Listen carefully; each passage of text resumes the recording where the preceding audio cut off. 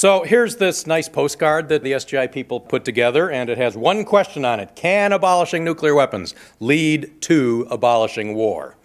Well, that's the title that Danny and I settled on a couple of months ago, I guess. But I think as I sat down to really think about what I wanted to say today, I really think that there are three questions that we need to address, a couple of prior questions. So you ready? One, should we abolish nuclear weapons? Why should we bother? That's the first question. Second, can we abolish nuclear weapons? Is it something that's actually achievable? And then, after we've tackled those first two, then we'll get to this topic that I really want to delve into, which is, could the abolition of nuclear weapons actually be a step on the road to abolishing war itself? So, let me roll. Question one, should we? Why should we bother? Why do we need to get rid of nuclear weapons? Now, usually I tackle that question by getting deeply into the material in my book. Here it is, Apocalypse Never, Forging the Path to a Nuclear Weapon-Free World. They spend a lot of time therein on the dangers of these things. There's an entire chapter on the danger of nuclear terror, and believe me, it is a real danger. There's an entire other chapter on what I call accidental atomic apocalypse, the possibility that nuclear detonations and even nuclear war might come about totally by accident. There's another entire chapter on what I call nuclear crisis mismanagement and miscalculation, all the times that we've come very close to nuclear conflagration just by misunderstanding and miscalculation, and how easy that would be to happen again. And there's a final fourth chapter, which doesn't have a sexy title. It's called simply Conscious Intentional Use, because I demonstrate in there that all 9 of the nuclear-armed nations actually have doctrines for how they would use their nuclear weapons in a so-called sober, rational sense. So there's a lot of stuff in the book in there, and I could talk about the stuff in the book, but I'm not going to. Instead, to talk about this first problem, should we bother to abolish nuclear weapons, I would just like to read you a few sentences from this. A single news clipping from just a couple of weeks ago. My wife, Kitty Feldy, and I live in Washington, D.C., and so we read the Washington Post, and, this speech was all arranged, and then I opened the Post, and here it is on page A2, headline, Air Force probes cheating on nuclear weapons proficiency tests.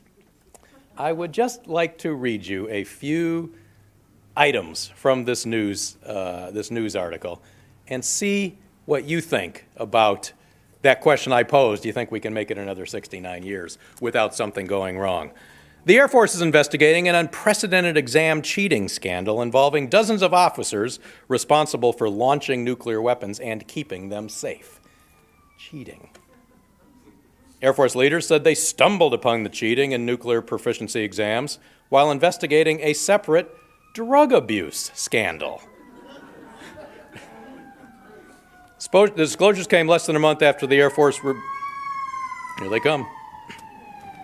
After the Air Force revealed that a 2-star general in charge of nuclear missiles went on a drinking binge. Keeping going here. Air Force officials said 2 of the officers suspected of cheating on the exam are also under scrutiny in connection with illegal drug use. And then we have a sentence that is somewhat understated. Drug and cheating are considered especially sensitive in the nuclear force. You think? Why would that be?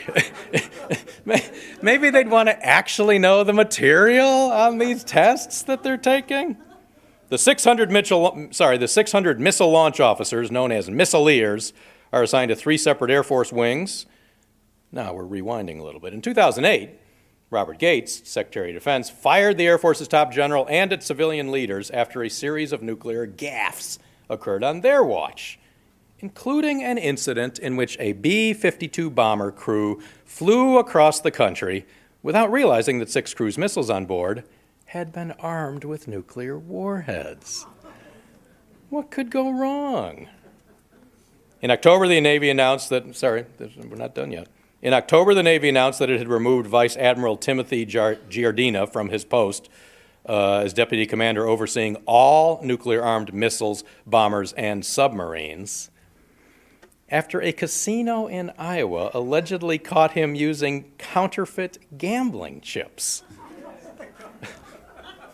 Blackmail, anyone ever heard blackmail? And I've saved the best for last. Another senior nuclear commander, Air Force Major General Michael Carey, was also relieved in October after an investigative report that found Carey repeatedly drank too much, insulted his hosts, and during a 3-day official visit to Moscow, fraternized with suspicious foreign women. I like that phrase, I must admit. So this is one news article from just a couple of weeks ago. A bunch of events just in the last, 5 years. They mentioned just the one in 2008. All the other ones are just in the last couple of years. So let's just think about this. Just one country. We'd like to believe the most competent and sophisticated in handling these things that we ourselves invented. Just a short period of a few years, we see cheating, we see drugs, we see not checking whether your cruise missiles are armed with nuclear warheads, we see gambling, and we see the most ancient vice of all, sexual temptation. So what is the lesson? The lesson is that human beings are fallible. Human beings make mistakes, especially in the presence of, did I mention this? Suspicious foreign women. I mean, really, that's the reality. C'est la réalité. And this is not just true in our country. It's true in France and Israel and India and North Korea. Those are 5 others of the 9 nuclear-armed nation. And I'm not just talking about this year, but we're talking about the year after that and the decades after that. Did you know, by the way, that the Obama administration has very elaborate nuclear modernization programs right now, which will take us well into the 2040s?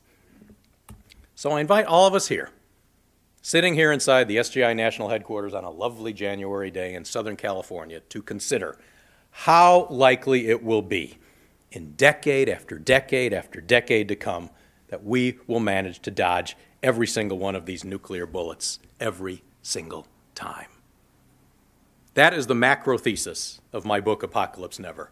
Permanent human fallibility combined with infinitely dangerous technologies will eventually and certainly yield infinitely catastrophic results. Does anybody really think we can keep these thousands of these things around for another 69 years and we're not going to have a single mistake? That, my friends, is our appointment with nuclear destiny. Someday, perhaps one day quite soon, our luck is going to run out. So that's what I have to say about question 1. Should we abolish nuclear weapons? I say yes, we should, or they will abolish us.